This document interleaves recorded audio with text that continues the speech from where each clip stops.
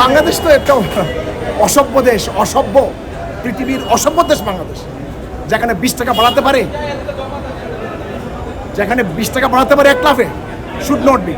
তারপরে তো সরকার বলতেছে তেলের মজুদ আছে। আরে বাবা, তুমি সেটা দেখাও, অন্যান্য পাম্পে তেল নাই। এখন 9 ঘন্টা আমি দাঁড়ায় আছে, আমার ড্রাইভার 9 ঘন্টা এখনো তেল পায়নি, তাই না? এখন তো এই সরকারে তো এই জরুরি, এটা তো হলো আপনার অতীব জরুরি। এই স্টেপগুলো সরকার, জ্বালানি মন্ত্রী সে নিজে আসা উচিত, সে ফিজিক্যালি চেক করা উচিত, সলিউশনে আসা উচিত। দরকার হলে পাম্পগুলোকে টাইমিং করতে হবে, রেশনিং করে, ওইটাও করতে পারে, রেশনিং করতে পারে। রেশনিং করলে আপনার এই মানে এই চাপগুলো অ্যাভয়েড করতে পারে। আপনি দেখেন আমার 9 আওয়ার্স টাইম তেলের জন্য।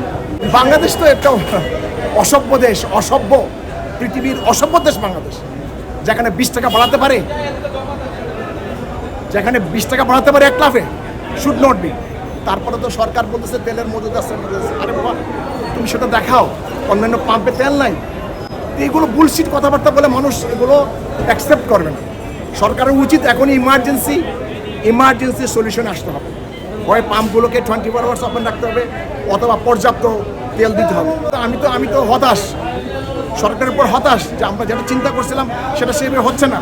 অবশ্যই ইম্প্যাক্ট পড়ছে। আপনার বাজারে যান, দেখেন জিনিসপত্রের দাম কীভাবে হু করে বাড়তেছে। এখন তেলের দাম বাড়লে তো সব কিছু রিলেটেড, এটা সব কিছুই মানে রিলেটেড, প্রাইস হাইক করে, তাই না?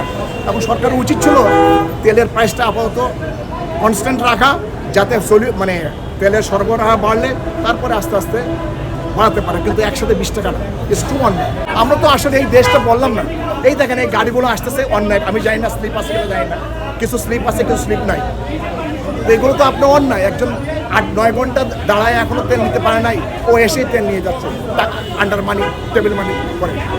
এই অন্যায়গুলো আসলে সরকারের ভাবা উচিত, কারণ সরকার তো জনগণ দেখছে, এত বছর দায়িত্ব পালন করার পরে চলে গেছে। এই সরকার আমার মনে হয় ইমিডিয়েট অ্যাকশন নেওয়া উচিত।